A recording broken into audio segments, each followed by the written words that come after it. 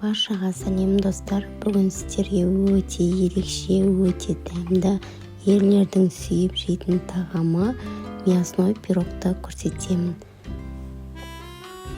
Достар, менің арнама тіркеліп, қоңыраушаны басып қойыңыздар.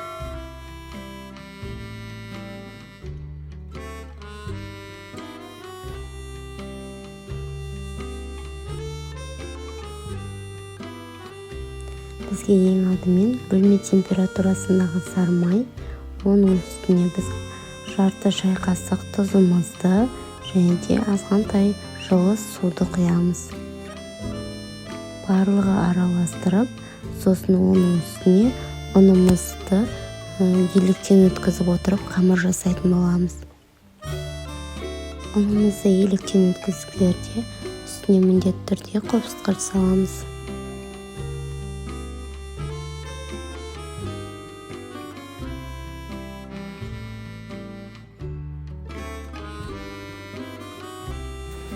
Міне осындай жұмсақ қамыр иленуі қажет. Енді оның бетін жауып, қамырымызды 5-10 минутқа демалдырамыз.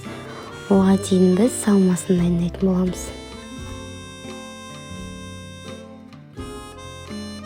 Ол үшін бізге тартылған ет және пияз және картоп қажет болады. Пиязымызды майдалап етіп турап алатын боламыз. Енді картопты да дәл солай 4 бұрышты етіп кубиктап тураймыз.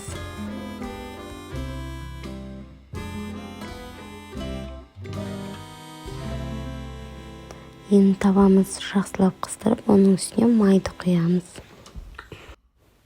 Енді оған тартылған етімізді салып, 2-3 минуттай онда қуырамыз.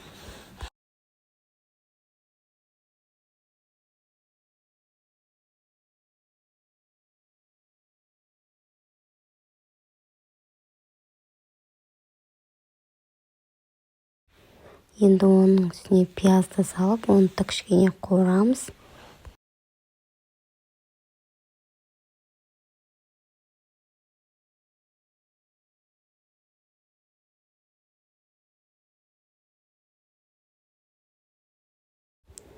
Енді картопты салып, оны қуырып аламыз. Үстіне дәміне қарай тұз саламыз. 5 минут қуырсақ жетеді, сонымен салмамыз дайын. Енді қамырымызды алып, теңдей 2 бөлікке бөлеміз. Енді қамырларымызды жайып, бірдей етіп домалақ қып жайып аламыз.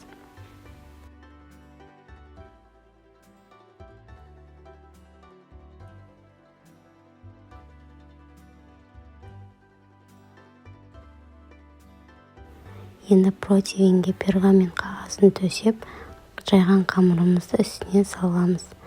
Сосын оның үстіне жаңағы қуырған салмасымызды әдемілеп салып шығамыз.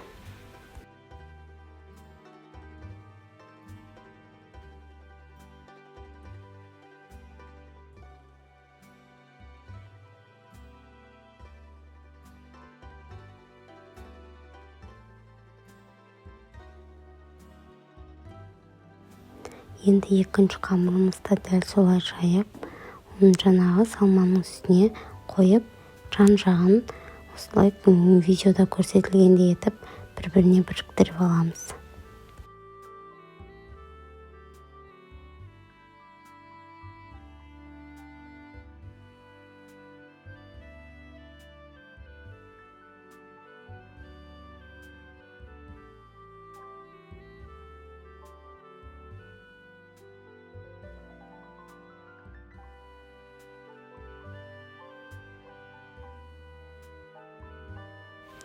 Енді пирогымызды қамыры қатты көтеріліп кетпеу үшін шанышқымен тесіп, ортасын тесік қып қалдырамыз.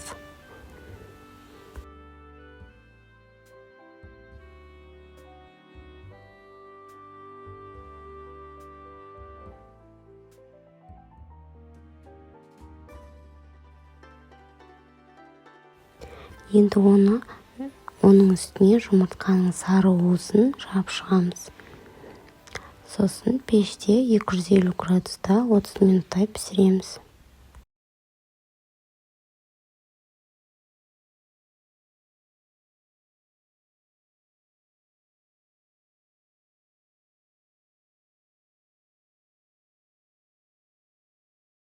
Міне достар, біздің пирогымыз дайын. Өте дәмді болып шығады. Міндетті түрде жасап көріңіздер.